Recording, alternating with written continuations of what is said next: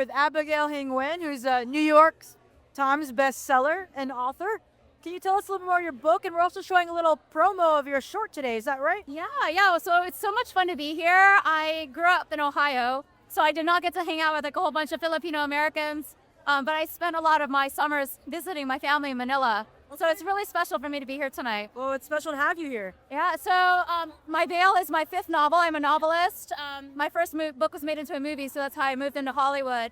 And with The Vale, I was able to do a short film prequel starring Lea Salonga, who's my childhood hero. Which we're so excited. Yeah, so the Vale book is, it's a middle grade kind of like Harry Potter. It's like Ready Player One meets Narnia meets A Wrinkle in Time. It's a little bit of fantasy, which you all could use a little bit right now. Totally, levity. Like, I was like watching the other films tonight. I'm like, oh, they're so much darker than this one. This is definitely lighter. We need some variety for sure. Lots of color, lots of bright lights. But it's about an inventor family in Silicon Valley that creates an AI-generated virtual fantasy world. So very high tech. I wrote it in 2015 when it was too early to publish.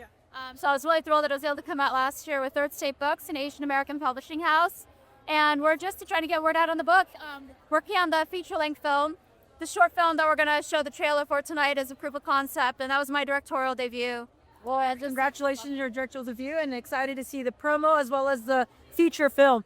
You know, Lea Salonga is one of the people that really helped Filipinos be put on the mark. What's it like to work with such a powerhouse and activist? Oh, she's amazing. She is just phenomenal. I couldn't believe she said yes, so it was a thrill to work with her. I mean, she probably saw a great artist in you and was like, couldn't pass it up. Speaking of like artistry, especially someone who grew up in Ohio, what's like representation in film and art and media mean to you? Oh, it means the world to me. So when I was growing up, I never saw Asian Americans in films. And when I was starting to write novels, I never read books like the things that I was writing about. Because the things in my home, like the food that we ate, the adobo chicken, like, you know, I brought it, my parents like packed me it for lunch and people were like, what is that? And it was just like, I had to hide who I was for so long.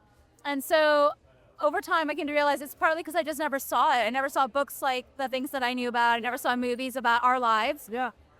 So being able to see more Asian Americans on the screen, but also Asian Americans behind the camera is really important because the lens that we bring shapes like everything that goes on the screen. Yeah, I mean, you're triple winner, a director, filmmaker, and an author. Well, you know, last question for you, if you don't mind.